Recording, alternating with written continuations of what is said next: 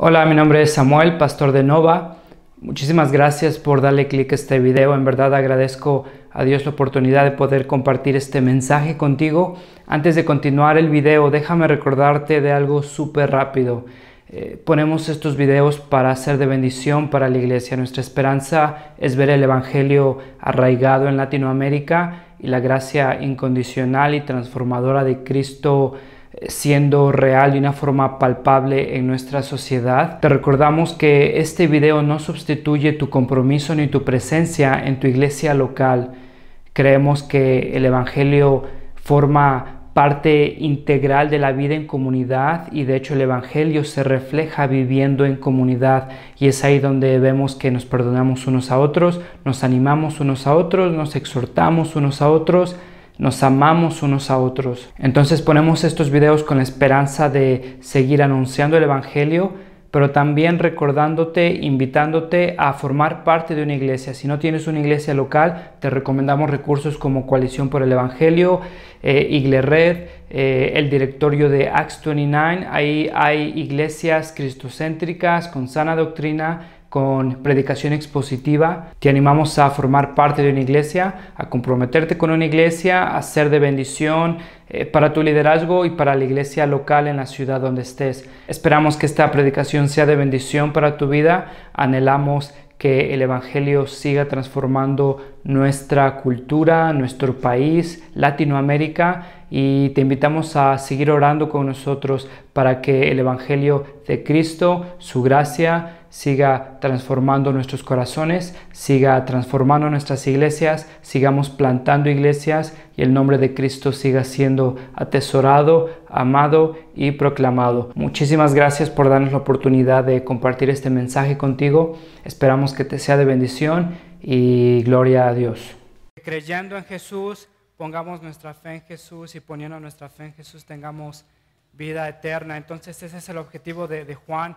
Y todo apunta a que el discípulo está conociendo a Cristo. La semana pasada David nos hizo el favor de explicarnos ahí el acontecimiento que pasó en las bodas de Caná y cómo es que Jesús nos da una probadita de su reino, una probadita de quién es, haciendo un milagro de la nada, convirtiendo agua en vino.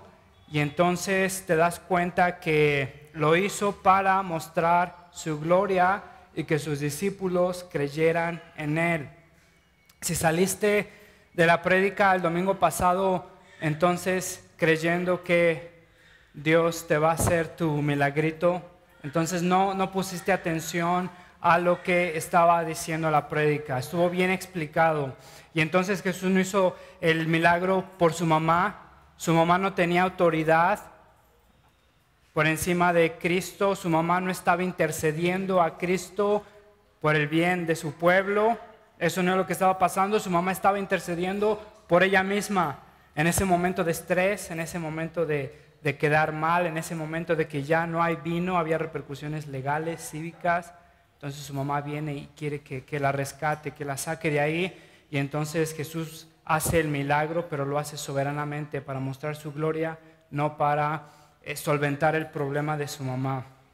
Entonces llegamos a esta sección, a un pasaje bastante interesante donde llegamos a conocer a un Jesús que tal vez no lo habíamos conocido, a un Jesús que nos deja ver un rasgo de su personalidad que muchos de nosotros no hemos conocido. Y entonces en esta predicación, en esta parte de la Biblia, vamos a ver que el consumista exige a costa de otros, el consumista exige a costa de otros, el discípulo sirve a costa de sí mismo. Y entonces vamos a ver en este pasaje que Jesús llega a confrontar el consumismo religioso, el cual se había convertido el pueblo de Israel. Había todo un sistema, una infraestructura religiosa que servía para servirse a ellos mismos a costa de los demás. Y entonces llega Jesús y confronta ese consumismo y nos hace ver que el verdadero servicio es aquel que estás dispuesto a glorificar a Dios a costa de ti mismo. Entonces ve conmigo allá al versículo 13. El versículo 13 dice: después de esto Jesús bajó a Capernaum con su madre, sus hermanos y sus discípulos, y se quedaron allí unos días. Cuando se aproximaba la Pascua de los judíos, subió Jesús a Jerusalén. Y ahí vamos a ver lo que pasa, qué es lo que ve, por qué reacciona como reacciona. No sé si ustedes tienen la misma pregunta que yo, pero si me pongo a pensar en esta pregunta muchas veces me inquieta. No sé qué significa la frase "y algo más". Cuando vas a los negocios, cuando vas ahí a los antojitos, cuando vas a una ferretería, dice si es antojitos, flautas, fritas, tlacoyos, empanadas y algo más.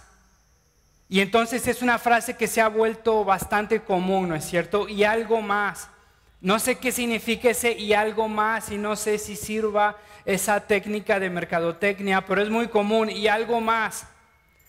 Y no sé qué pasaría si llego a esos negocios y les digo, ok, dices "y algo más", ¿y qué es algo más? Chance y no tienes algo más, pero lo pones ahí tal vez para animar a la gente, entiendo la idea, animar a la gente a que vaya a tu negocio a consumir. Y entonces tal vez es esa idea de que tienes algo más, no sé, la idea es tal vez algo sorprendente, algo más rico, algo que te va a atraer. Entonces puede ser que eso te lleve a ir a consumir cualquier cosa que estén vendiendo. Te menciono esto porque creo que esa es mucha de la mentalidad del cual cristianos se acercan a las iglesias. Imagínate si vieras una iglesia que pusiera buena predicación, buen café, buenos antojitos, sillas cómodas y algo más. Imagínate algo más, y entonces la iglesia se imagina, ¿y algo más qué será? Algo padrísimo. Y entonces la gente llega a la iglesia con la expectativa que tiene un consumidor llegando a cualquier otro negocio. Y entonces llegas exigiendo servicio, llegas exigiendo que tus necesidades sean cumplidas, llegas esperando que seas atendido como debes de ser atendido, porque iglesias hay muchas. Y entonces, si me van a mantener aquí, si quieren mi asistencia, si quieren mis 5 pesos semanales, tienen que probarme que me quieren tal vez. Y llegamos muchas veces adoptando esa mentalidad de consumistas, exigiendo ser servidos a costa de los demás. Y eso era algo que se había convertido el templo de los judíos. Vamos a ver ahí en el versículo 3, entonces Jesús está en Capernaum. Algo interesante es que dice que sube a Jerusalén. Sin importar la locación geográfica donde estén las personas, siempre vas a encontrar esta frase en el Antiguo, en el Nuevo Testamento: subieron a Jerusalén, porque Jerusalén estaba geográficamente más alto.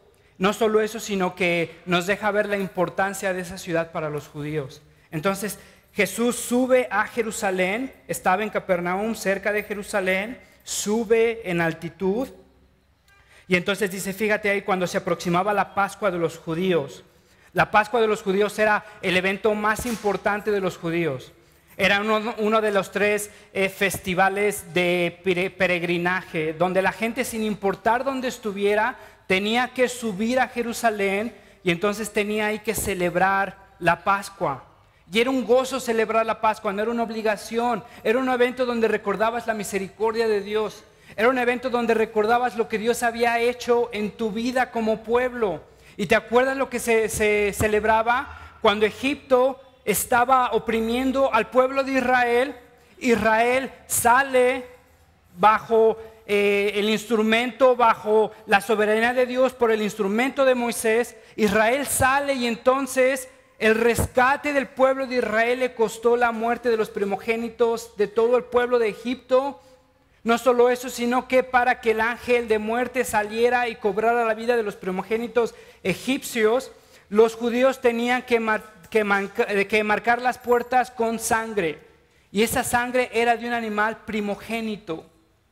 No era algo nada más así arbitrario, que Dios se le antojó poner un primogénito y quitarle la vida a un primogénito. Todo apuntaba a lo que venía en la cruz. Y entonces vemos que el pueblo de Dios celebra la Pascua, cómo fueron rescatados, cómo fueron oprimidos, pero Dios cómo le declaró guerra al faraón, al pueblo más poderoso en ese entonces, y el pueblo de Dios salió victorioso y entonces celebran, conmemoran, recuerdan la misericordia de Dios, y entonces todos, sin importar dónde estén, subían a Jerusalén y entonces celebraban la Pascua. Jesús era judío, Jesús sube a Jerusalén y entonces va a celebrar la Pascua. Y entonces fíjate ahí en el versículo 14. Y en el templo halló a los que vendían bueyes, ovejas, palomas, instalados en sus mesas, a los que cambiaban dinero. Algo interesante aquí, que hay dos palabras que son diferentes, pero que este pasaje las traduce como templo. En el versículo 14 dice, y en el templo halló a los que vendían bueyes. En el templo aparece también la palabra, la traducción templo en el versículo 19, refiriéndose, ustedes destruirán este templo. En español es la misma palabra templo, pero en el original denota dos significados diferentes. Y esto es importante que entendamos, porque cuando está diciendo en el versículo 14, y en el templo halló a los que vendían bueyes, se refiere a la zona general del templo. ¿Te acuerdas del tabernáculo? Había un tabernáculo de reunión bien en el centro del templo. Después había los patios de las mujeres, los patios de los gentiles. Entonces, cuando aquí está hablando del templo, se refiere a la zona general. No se refiere al templo, al lugar santo y al lugar santísimo. A eso se refiere después en este pasaje, lo vamos a ver. Pero cuando dice que Jesús va subiendo a Jerusalén y en el templo halló a los que vendían bueyes, ovejas, palomas, e instalados en sus mesas a los que cambiaban dinero, se refiere a estos patios. Ahora, el problema no es que Jesús se molesta porque están vendiendo animales. No es que Jesús está opuesto a que se vendan animales. No es que Jesús está promoviendo un socialismo, un comunismo. El problema es que cómo se vendían animales y dónde se vendían animales.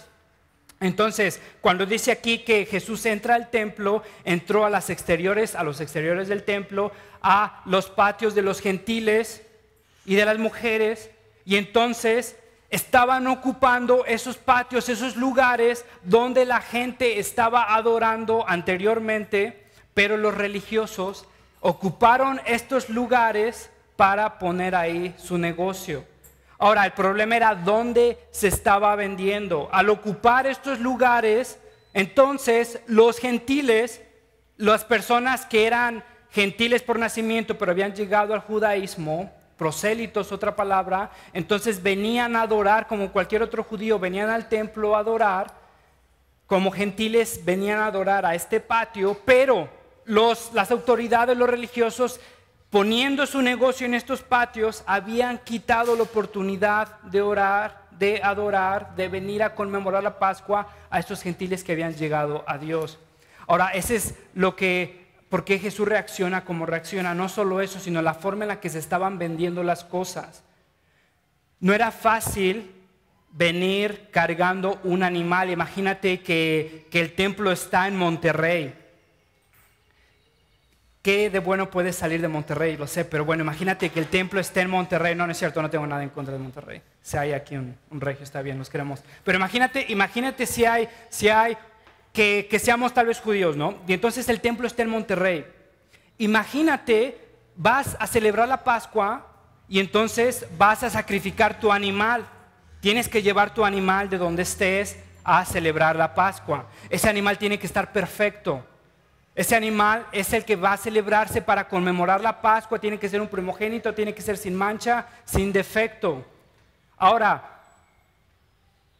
si estuviéramos en esa situación, tal vez te vas en un ADO, no sé, o en tu coche, en tu camioneta, pero en ese entonces todavía no había ADO, todavía no había sistema de una forma de moverse. Entonces tú tenías que moverte, si tenías los recursos, que era bastante inusual, podías moverte en burro, ni siquiera los caballos eran tan comunes en ese entonces, se empezaban a hacer más comunes por la ocupación de Roma, pero eso era un lujo. Incluso anteriormente en el Antiguo Testamento los reyes, así los más acaudalados, tenían burros, y entonces eso era ya así como que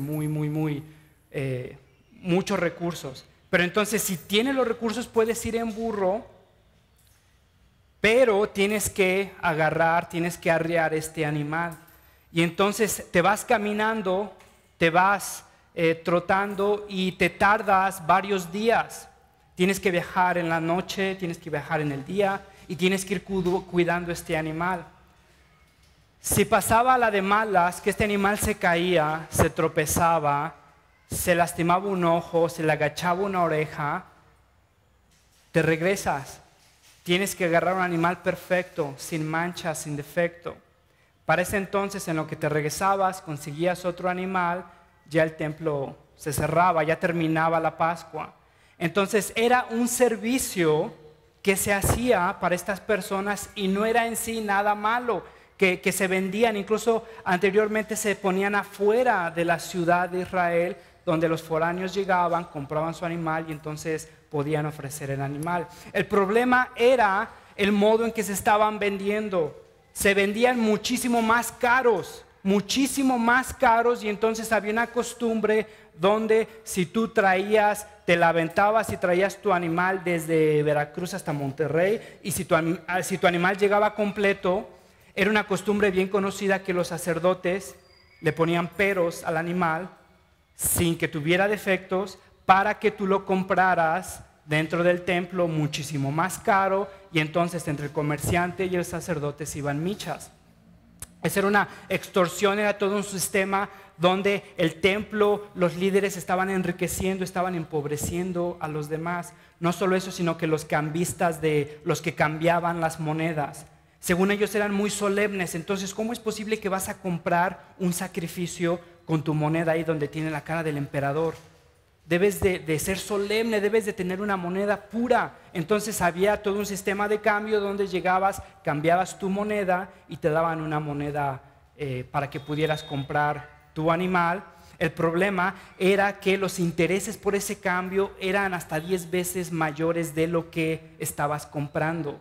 Si piensas que el peso y el dólar o el euro están para llorar, imagínate, era una cosa ofensiva, era una cosa irracional lo que estaba pasando. No solo eso, algo interesante es que Josefo es un historiador ahí judío del primer siglo, justo cuando la iglesia está creciendo, se está expandiendo en el año 60. Josefo está narrando cómo antes de la destrucción del templo se levantan muchos protestantes, hay una revuelta. Y entonces lo primero que hacen al llegar al templo, al desacrarlo, al quemarlo, al cerrarlo, ya los judíos estaban tan hastiados de ese sistema que llegan al templo y lo primero que hacen es quemar los registros de deuda que tenía el templo con todos los devotos.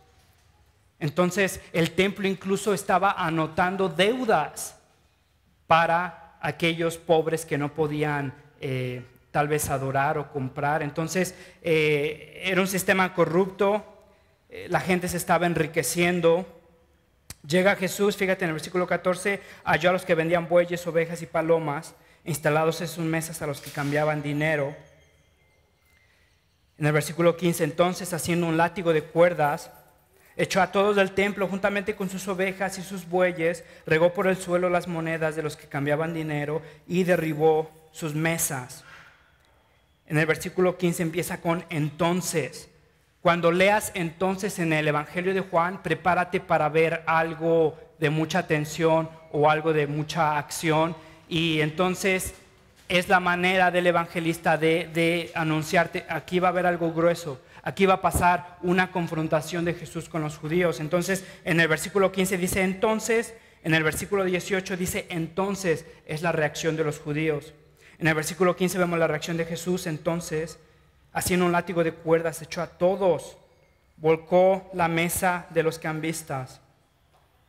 No es que está reaccionando al hecho de que la gente llegara y comprara, sino cómo y dónde. Los religiosos, los judíos, estaban dispuestos a poner en peligro o a eliminar, a imposibilitar la adoración de los gentiles y de las mujeres para poder poner su comercio. Jesús se molesta, hay corrupción, hay intereses. Y entonces en el versículo 16 dice, a los que vendían las palomas les dijo, saquen esto de aquí, ¿cómo se atreven a convertir la casa de mi padre en un mercado? Sus discípulos se acordaron de que estaba escrito, el celo por tu casa me consume. Esto es algo interesante que vamos ya a cerrar, pero vemos la reacción de Jesús. Es un Jesús poco familiar, ¿no es cierto? Usualmente nos imaginamos a Jesús tal vez con el cabello largo, medio hippie, una flor en la cabeza, bendiciendo a todos, diciéndole a todos que prosperarán, que tendrán planes de bienestar y de felicidad, que lleguen a Él porque van a solucionar todos sus problemas. Pero aquí llega este momento donde Jesús es totalmente desconocido. ¿Es desconocido o es un Jesús que no conoces? Porque muchas veces pensamos que Jesús es bonachón. Si Dios es bueno, tiene que estar de acuerdo con mi plan. Si Dios es bueno, no puede enojarse con lo que yo pienso que se debe de hacer. Si Dios es bueno, debe de procurar mi felicidad. Si la iglesia es buena, debe de solapar mi desobediencia. Entonces llega a Jesús, un Jesús desconocido, y entonces dice, sus discípulos se acuerdan de lo que dice, el celo por tu casa me consumirá. Imagínate un Jesús fuera de sí. Imagínate un Jesús que empieza a agarrar un chicote, empieza a sacarlos y empieza a voltear esa corrupción. Solo por unas horas por lo menos, esa corrupción, ese chantaje, esa aberración de adoración pararía. Fíjate entonces lo que dice el Antiguo Testamento. Jesús reacciona al ver un consumismo, no una verdadera devoción. Y vamos a ir a las aplicaciones en la iglesia cristiana y creo que va a ser incómodo para todos nosotros. Jesús pone en claro que su santidad, su gloria está por encima de tu comodidad, que Jesús vela por la santidad de su pueblo, que Jesús vela por la obediencia de su pueblo, que Jesús vela por la gloria de su Padre, que Jesús no vela por tu bienestar o lo que tú consideras es bienestar. Vamos a ver cómo se demuestra la misericordia de Dios en todo esto, pero fíjate que ellos habían hecho de Jesús un ayudante, habían hecho de Jesús un chalán, habían hecho de la religión algo que les ayudara a enriquecerse. Y el consumismo religioso es aquella religión, si podemos llamarla religión, que pone a uno mismo en el centro. La religión entonces sirve mientras me sirva a mí. La religión es práctica, es buena mientras me esté ayudando a mí en mi matrimonio, en mis deudas, en mi trabajo. Llego a la iglesia con la idea entonces de que el cristianismo va a servirme a mí, debe de solucionar mis problemas. Yo pongo a mis necesidades en el centro. Fíjate lo que pasa ahí en Malaquías capítulo 1 versículo 10. ¿Cómo quisiera que alguno de ustedes clausurara el templo para que no encendieran en vano el fuego de mi altar? No estoy nada contento con ustedes, dice el Señor Todopoderoso, y no voy a aceptar ni una sola ofrenda de sus manos. Había llegado el momento donde Jesús estaba juzgando a su pueblo. Anteriormente, desde el Antiguo Testamento, Dios los estaba exhortando a arrepentimiento. ¿Te acuerdas Malaquías presentando sacrificios mancillados, podridos, deformes? Estaban dándole a Dios lo que les sobraba. Se habían puesto a ellos en el centro de la adoración. Estaban presentando a Dios aquello que ya no querían. Y entonces llega Dios hastiado de esta adoración y dice, mejor cierren el templo. Ya estoy cansado de escuchar esta adoración vana. Estoy cansado de ver estos sacrificios mancillados, podridos. Fíjate, Amós capítulo 5, versículo 21-24 dice, detesto y aborrezco tus fiestas religiosas. No me agradan tus cultos solemnes. Aunque me traigan holocaustos y ofrendas de cereal, no los aceptaré, ni prestaré atención a los sacrificios de comunión de novillos cebados. Aleja de mí el bullicio de tus canciones. Ya no cantes más, ya no te aguanto. No quiero oír la música de tus citaras. Versículo 24, pero que fluya el derecho como las aguas y la justicia como arroyo inagotable. Y esto es lo que había pasado, que los religiosos habían confundido solemnidad con un consumerismo. Según ellos eran solemnes. Fíjate lo que dice ahí Amós. No me agradan tus cultos solemnes. Según ellos eran solemnes. Según ellos respetaban a Dios porque estaban haciendo lo que Dios les exigía, aunque su corazón no estaba allí. Según ellos eran solemnes porque estaban sacrificando a Dios, pero estaban dificultando la adoración de aquellas personas que ellos consideraban no dignas. Se habían puesto en el centro de la adoración. Eran ellos los que deberían de ser adorados. Eran ellos y sus necesidades las que deberían de ser resueltas. No llegaban a adorar a Dios, a reconocer lo que no eran delante de Dios. Llegaban para que Dios les hiciera la chambita de resolver sus problemas. Llegaban para buscar su comodidad a costa de aquellas personas que ellos consideraban no dignas. Y entonces el consumista exige a costa de los demás. El consumista exige a costa de los demás. El discípulo sirve a costa de sí mismo. Ahorita vamos a ver cómo es que el discípulo sirve a costa de sí mismo. Pero te quiero preguntar, ¿eres un consumista religioso? ¿Eres un consumista? ¿Estás al centro de tu adoración? ¿Te has puesto al centro de la adoración y llegas cada domingo según tú en tu solemnidad, pero teniendo expectativas de que se cumpla lo que debes de hacer? ¿Cómo saber si eres un consumista religioso? Si tu objetivo principal de venir a la iglesia es ser servido.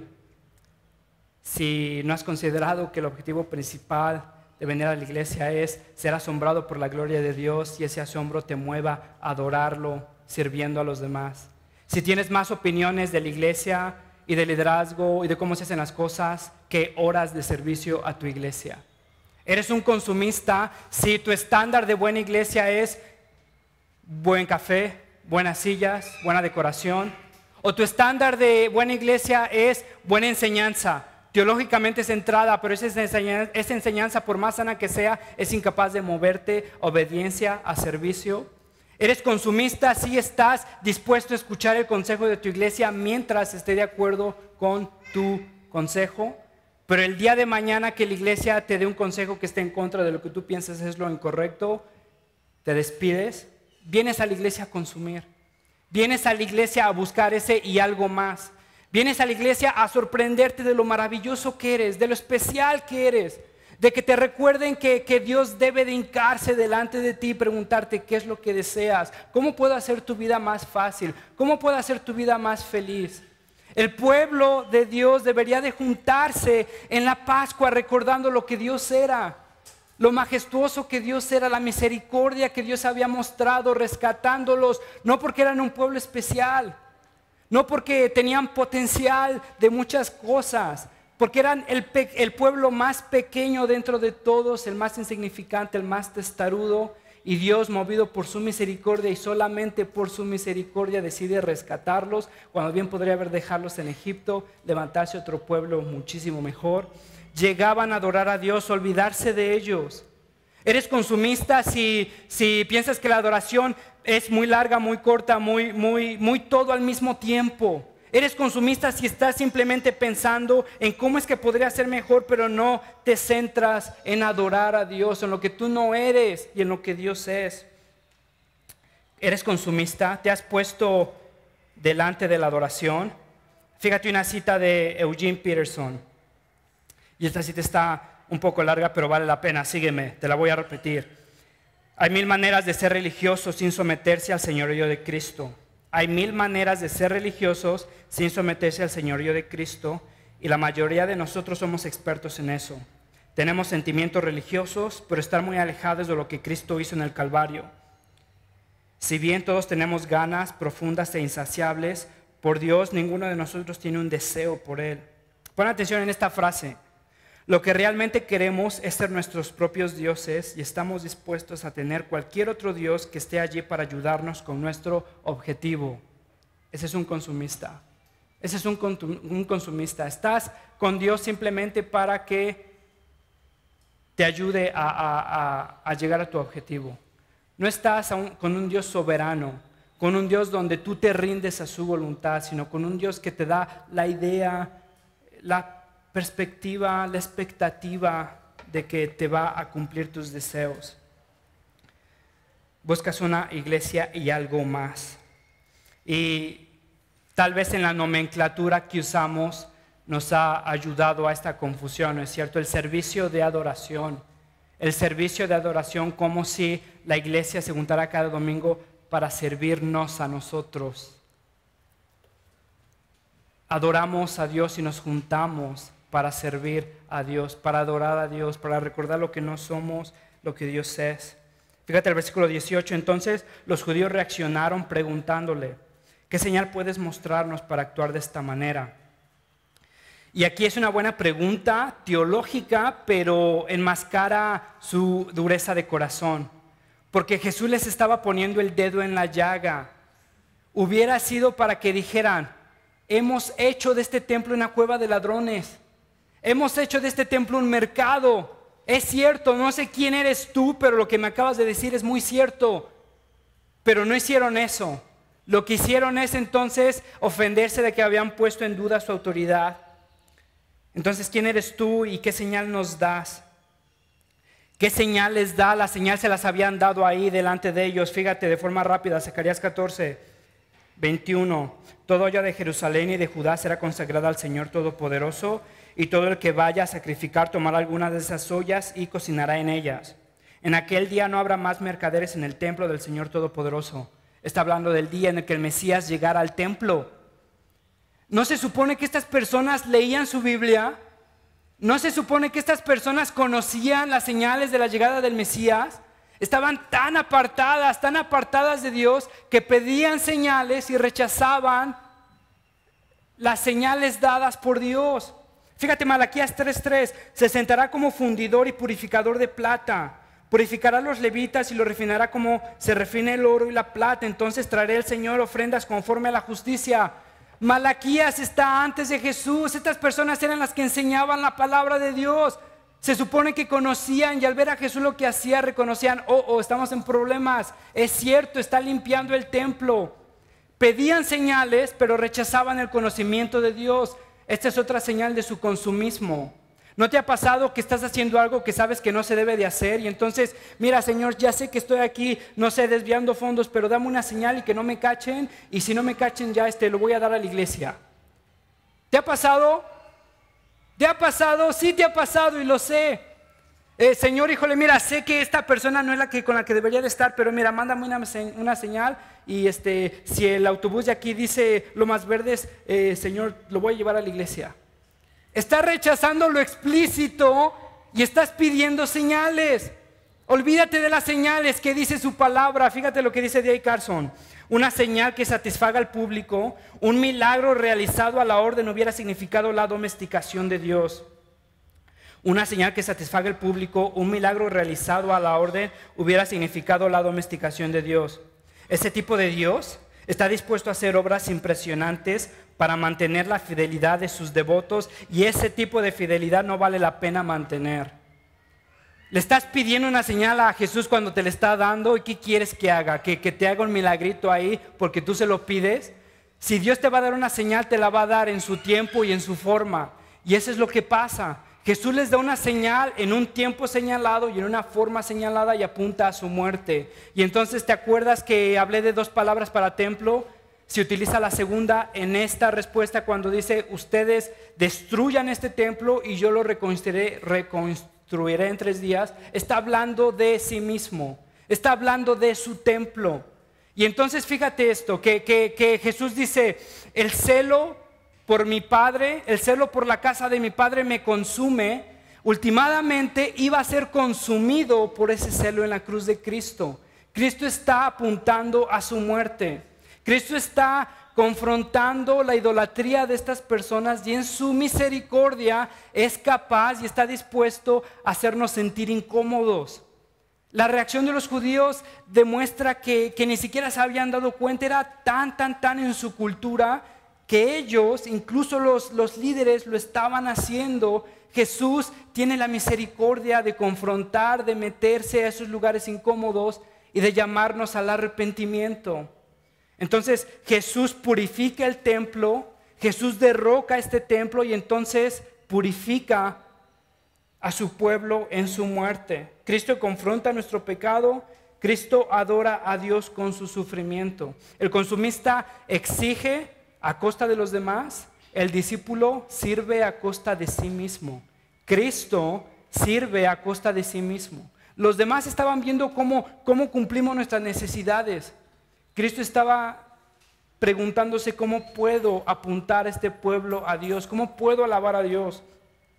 Entonces Cristo últimamente hace lo que nosotros no podemos hacer y Cristo limpia nuestros pecados. Cristo decide cargar con nuestros pecados. Cristo decide probar la muerte. Y entonces Cristo es aquel que apunta de nuevo al Padre. Ahora, ¿eres consumista? ¿Te acercas a Dios para ver qué puede hacer por ti o te acercas a Dios para conseguir a Dios? ¿Te acercas a la iglesia para ver cómo es que la iglesia te puede servir?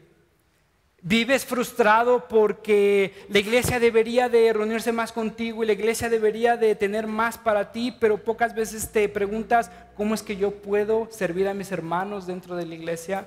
¿Cómo es que puedo traer gloria a Dios dentro de la iglesia? En la Cena del Señor recordamos que Cristo hace lo que nosotros no podemos hacer, que Cristo absorbe el pecado, que Cristo derroca el consumerismo y nos muestra últimamente qué es lo que nos va a llevar más satisfacción. Te aseguro que no te va a dar satisfacción ni te va a hacer sentir pleno. El que todas las personas te sirvan, ni tu esposo, tus hijos te sirvan. Cristo nos está apuntando al verdadero gozo, servir a costa de nosotros para llevar gloria a Dios, encontrar nuestra satisfacción en Dios, servir para apuntar a Dios. Y entonces eso es lo que recordamos en la Cena del Señor. Recordamos que Cristo absorbe nuestros pecados, que Dios demuestra su justicia en la cruz, que Dios absorbe por nuestros pecados, que limpia su templo, que nos limpia. Y entonces nosotros estamos llamados a arrepentimiento, a comunión, y estamos llamados en este tiempo, si eres miembro, a reflexionar si has hecho de la religión un instrumento para servirte a ti mismo. Y lo que significa la cruz de Cristo, la Cena del Señor, que Cristo está dispuesto a morir, que Cristo sirve a costa de sí mismo. Entonces, si eres miembro, si te hemos explicado lo que significa la Cena del Señor, te invitamos a recordar el Evangelio. Te invitamos a recordar que Cristo sirvió a costa de sí mismo para llevar gloria al Padre. Que no vas a encontrar tu gozo esperando que las demás personas te sirvan. Señor, te damos gracias, mi Dios, por este día, por este tiempo. Padre, te ruego por tu misericordia, Padre, que tú nos muevas a un arrepentimiento verdadero, mi Dios, a darnos cuenta que venimos a la adoración, a centrarnos en ti, mi Dios, a reconocer lo que tú has hecho por nosotros, en nosotros, a pesar de nosotros. Señor, que últimamente el cristianismo no se trata de nosotros ni de nuestros problemas. Señor, eres tú que has hecho tantas cosas en tu Hijo, en la cruz. Padre, son que tú nos muevas a una devoción genuina, una devoción verdadera, y que nuestros corazones puedan ser movidos a un servicio genuino. Señor, te doy gracias porque tú eres capaz de hacer todo, de purificar nuestros corazones y de transformarnos, Padre, en Cristo Jesús. Amén.